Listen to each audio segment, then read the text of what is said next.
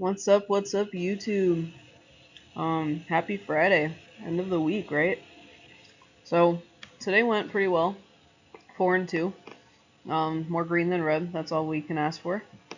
Um, I happened to watch the WNBA game, and that was kind of sickening. If any of you guys watched it, Chicago was winning against New York. I think they were up like 13 at one point, and then they just fell apart in the second half, and I believe they lost by 13. So that I was pretty disgusted by that because when I kept checking my probability to win, it was like 85%, 88%, 90%. And then they just fell apart and it just got worse and worse and worse. New York just couldn't stop scoring. They got a ton of points. Um, and it just blew up. Mabry, that was looking a little iffy because she got 2 rebounds kind of quick and then didn't get any more, so that was good. Hicks, he pitched a pretty terrible game against the Blue Jays. Um, they rocked him in the first inning, and he never really looked like he had his stuff, but he was taken out well before 16 and a half. I believe they took him out like an out into the fifth inning. And then Gore under 6.5. I didn't watch that game, but he cleared that line. And then Skeens, I looked at that box score. I think he got 11 Ks, 11 or 12 Ks against Milwaukee, and that was a 1-0 win for Pittsburgh. So pretty uneventful game, but both pitchers pitched really, really well. If you took the over on either of them, you should have definitely made green. So, but all in all, 4-2. Was hoping for 5-1, but Oakland never had a chance. They were blown out in the first inning, and then Boston, I think, won like 8-0 or something like that. So it's a pretty boring game. But I got a few picks for you on the next slide, and I'm trying something a little bit different because the table takes a while to make. So I figured I would just screenshot my picks and share them with you. So here we go. Insights for Friday. So I got, let's see here, 6 picks for you. I put the line that I got him at to the right. So Gore minus 118 or better. That was last on Caesars. The under 78.5 first half total for Minnesota and Seattle in the WNBA. Minus 109 or better was on FanDuel. And also, just so you know, I boosted this one up because it was an EV already, so now it's a super EV bet. FanDuel has 2 boosters right now for WNBA games through the weekend, $10 max per bet. I believe they're both 30% boosters. So I think I boosted this up to like plus 109 or plus 119. I don't remember. But that's my boosted up line. But it was already an EV bet at minus 109. And then Vasquez under 4.5 strikeouts, minus 104 or better. Last seen on FanDuel. Again, if you can find it at a better book, go ahead and look because the lines change. So you always got to check your books. And then under 4.5 Ks for Spires, minus 118 or better. Last seen on FanDuel. And then under 6.5 for Mania, minus 112 or better last on FanDuel.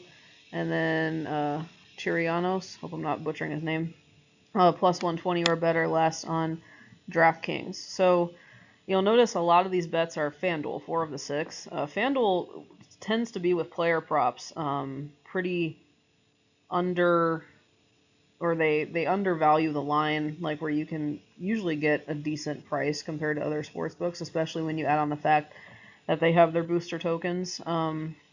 So for player props, you're going to see a lot of that on FanDuel.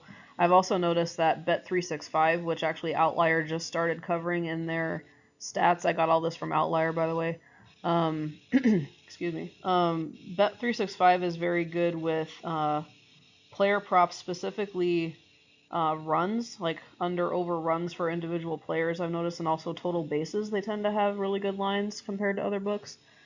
So now Outlier added Bet365 to their arsenal, so that's cool. We can compare multiple books there. So yeah, these are your best EV bets currently right now. That could always change. We'll see what the lines look like tomorrow, but even going back to the Chicago, the plus 11.5 spread that I had, they went all the way down to plus 9.5, I believe, when the game started. So that's another thing to kind of look at. If you see a really high line for an underdog and you know that it's an inflated line, like where they should be getting less points than that, jump on it, because chances are as time goes by, they're going to lose points.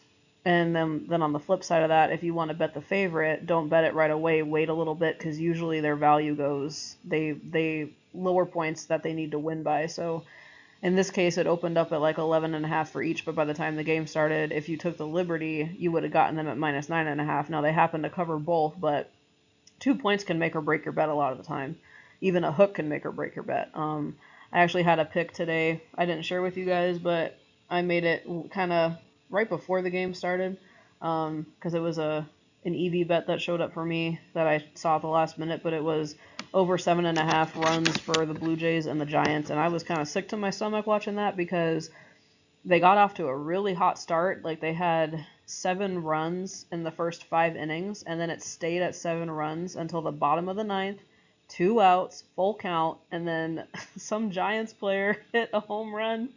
And I'm like, oh man, like down to the last out in the last pitch, and he hits a home run and busts the over. But I was like, oh, this better hit because I was sitting there like, come on, it's the 5th inning. You got like 3 full innings, or actually 4 full innings to get because the Giants were at home.